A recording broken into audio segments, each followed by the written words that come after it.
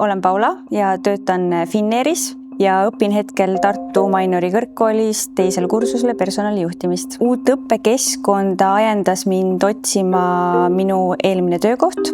Töötasin lasteaias majandusjuhina ja mittepedagoogilise personaliga tegeledes tundsin, et ma soovin sellel erialal ennast rohkem täiendada ja siis leidsin, et Tartu Mainoris õpetatakse personalijuhtimist. Kõige suurem kasu siiani, ma arvan, on ilmselgelt teadmised, mis ma olen koolist saanud, kuid lisaks sellele ka kindlasti see tutvusvõrgustik või tugivõrgustik, mis koolis on.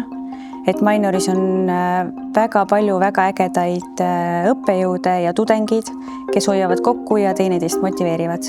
Soovitaksin enne Mainorisse astumist kindlasti läbi mõelda, miks sa sinna tuled, leida see kindel siht, mille poole pürgida ja arvan, et Mainor sobib ideaalselt ettevõtjatest inimestele, kes soovivad siis saada rohkem uusi teadmisi juurde. Mainor kindlustab sinu tulevikku ja Mainorist saab väga ägedad uued kontaktid.